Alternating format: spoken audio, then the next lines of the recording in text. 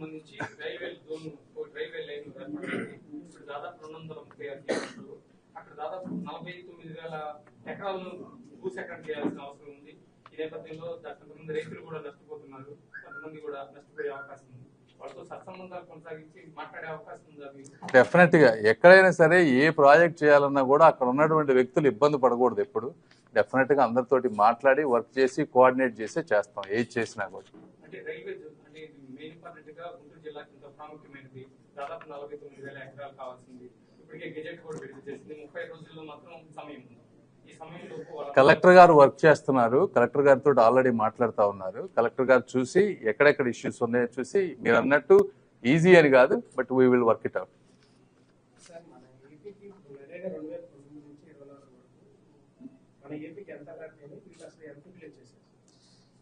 నరేగా అంటే ఇది చాలా కాంబినేషన్స్ ఉన్నాయమ్మా. జనరల్ గా మనం 5,000 to 6,000 crores పర్ ఇయర్ వాడుకోవచ్చు ఈజీగా. నరేగా అనేది మనం వాడుకునే దాన్ని బట్టి మీకు ఎక్స్ట్రా వస్తుంది. దానికి లిమిట్ లేదు యాక్చువల్గా, ఏమిందో సర్టన్ అమౌంట్ ఉంది. కానీ నాకు తెలిసి వీళ్ళు దేనికి వాడారంటే కొన్ని రైతు భరోసా కేంద్రాలు కట్టడానికి వాటికి ఏదో కొంత వాడారు, సచివాలయాలు.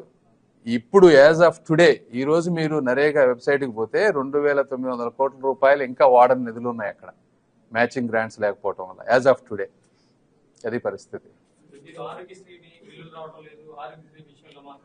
చాలా ఇబ్బందులు పాలవలసిన అవసరం ఉంది. ఆయుష్మాన్ ఉపయోగించుకోండి. రాష్ట్రం ప్రభుత్వం మీద బడ్జెట్ భారం పడుతుందన్న ఉద్దేశంతో ఆయుష్మాన్ భారత్ ఉపయోగించుకోవాలనుకుంటున్నారా, లేకపోతే ఎలా భావించాలి అంటారు? ఒకటి 5 లక్షల రూపాయలు సెంట్రల్ గవర్నమెంట్ ఫండ్ వస్తున్నప్పుడు ఇది ప్రతి పేదవాడికి చెందాల్సింది. అసలు చాలా మందికి ఇది ఉందని కూడా తెలియదు. ఎందుకంటే జగన్మోహన్ రెడ్డి గారు రాజకీయాలు వాళ్ళ పేర్లు ఉండాలని తప్పించి ప్రజలకు ఉపయోగపడే చూడాలి. ఇక్కడ ఇండస్ట్రీ ఈ రోజున ఏ డాక్టర్స్ మాట్లాడినా వాళ్ళు ఇబ్బంది పడతా ఉన్నారు. హాస్పిటల్ మా బిల్లులు ఎందుకు పే చేయరు వీళ్ళు? కరెక్ట్గా వాళ్ళందరినీ పెట్టుకుంటే అందరూ విన్ విన్ సిచ్యువేషన్ కదా. పేషెంట్కి ఉపయోగం ఉంటుంది, రాష్ట్ర ప్రభుత్వానికి కొంత భారం తగ్గుతుంది, అందరి హాస్పిటల్స్ బాగుపడతాయి, అందరికీ ఉపయోగపడేటువంటి పరిస్థితి కదా ఇది.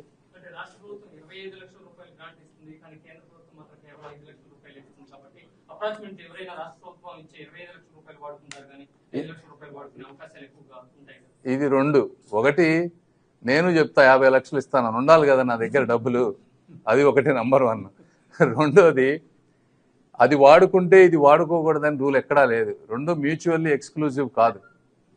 సో అది వాడుకొని కావాలంటే ఎక్స్ట్రా దీనికి వాడుకోవచ్చు.